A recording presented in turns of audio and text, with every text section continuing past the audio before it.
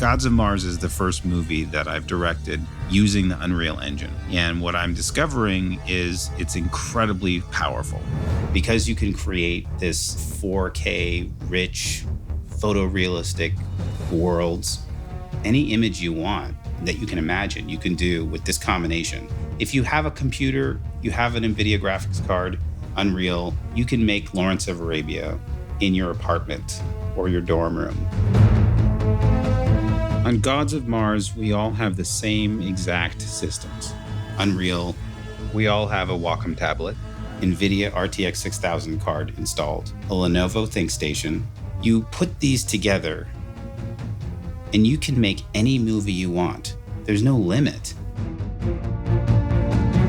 This project is being done with entirely new tools. The software, the hardware, the cameras, the editing, pretty much everything that we're making this movie on is different than what Hollywood uses today. This is Mars. Instead of spending $1 million a minute, which is how much a Pixar movie costs, they want us to do it this way. I don't know that way. Why would they change math? Math is math. Okay, Math Dad. is math. one frame of a Pixar movie takes a day to render. And when I say render, I mean there's a render farm at Pixar. And it's a big, big room filled with hundreds of very expensive computers. And they are rendering. That's how Marvel action movies are made. Assemble. And that's how Star Wars movies are made. We just need one computer and one graphics card, and boom, we're able to build photorealistic worlds in real time. Making a movie that looks like a game is unacceptable. And that's why Hollywood hasn't adopted this technology up until this point, because it looked like a video game. But now it just looks like life. It's just mind-blowing how much of a paradigm shift this is. Now, I've always wanted to direct a Star Wars movie, and this movie got the scope of Star Wars. But we're able to do it on a catering budget of a Star Wars movie. And there's something really kind of delicious about that.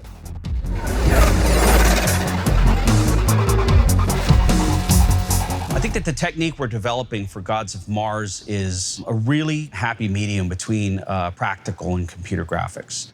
I'm wondering if I could get into the volume here. I've known about the Unreal Engine as a game engine. About 15 years ago, I played this game called Unreal Tournament. And I spent hundreds of hours playing this video game. It's a first-person shooter game. It's fun. And I never thought it was going to eventually become a cinematic tool. This new technology of scanning real-life things and putting them into the Unreal Engine is really new. And it just sort of hit me like a ton of bricks. Why don't we scan miniatures and then put them into the Unreal Engine? Theoretically, it should look real because it is real. It's good. It's really good.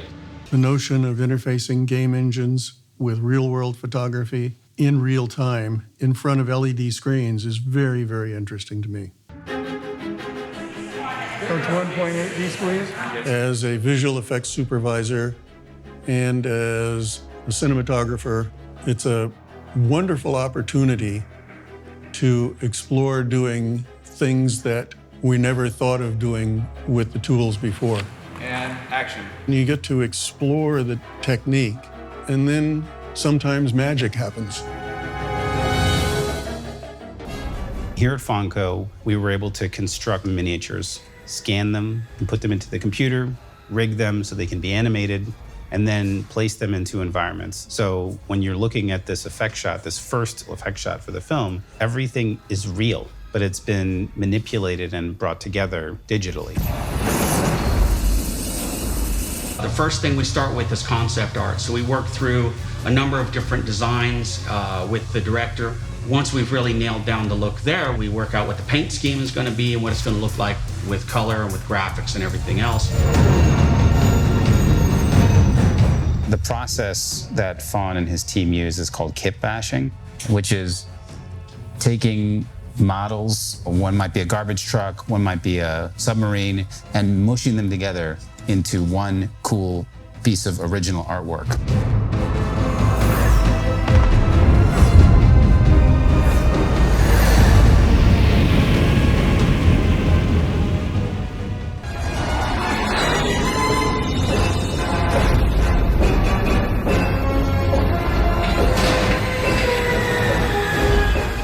Editing is a type of storytelling. You're setting the pace, you're setting the vibe, you're setting the tone. You're digging out moments that weren't necessarily filmed. It's grabbing the viewer and bringing them into your story. And that's why people go to the movies, to escape their reality. Gods of Mars is a vision of Mars that hasn't been done yet. There's water, there's atmosphere, and it's being terraformed into an inhabitable place for human beings. It's like an old Western, but with a futuristic spin on it.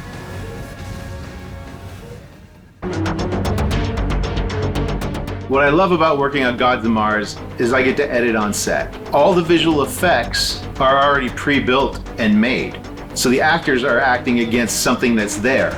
Unlike the old way where the actors would act on a green screen, then we'd get the dailies weeks or months later, and we'd be cutting all this green screen footage, trying to imagine what the shot should be. Action. Using the LED screens, we already have the shots pre-built, they're loaded in there, and if we need to do a take, a retake, we can do it right there on set. Editing on set is a big advantage.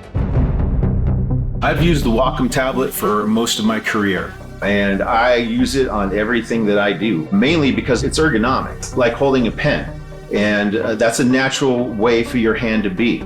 If you use a mouse 10 hours a day, 5 days a week, you will have carpal tunnel syndrome, as I do, because that's what I used to use. I use DaVinci Resolve mainly, and use Photoshop. It's seamless. It works together with all these programs very well. I see it as an extension of myself. I don't have to think about it. The Wacom tablet is a part of me.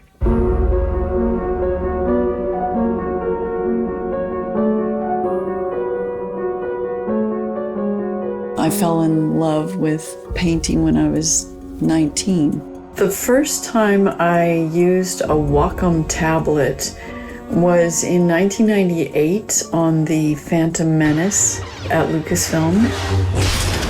If I had to do everything in Photoshop on a mouse, it would be somewhat like digging a hole with a fork.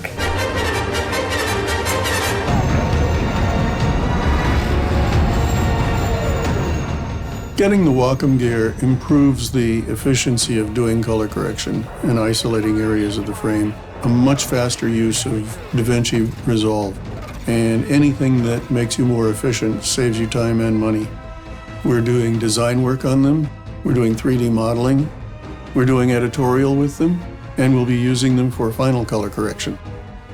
430 Angels. So we're taking advantage of the 4K 24-inch Wacom Cintiq that allow us to do customized express keys and customized mappings of the buttons on the stylus, so that when any given artist sort of establishes their workflow, they're able to have that workflow be almost identical across different applications, because the Wacom's drivers can be set up to adjust its settings by the application that you currently are working on. It might be doing different things, but we set it up in such a way so it feels the same from one application to another. I want to tumble my camera and look at it from this angle, and it works the same way, whether I'm doing that in Unreal or I'm doing that in Maya.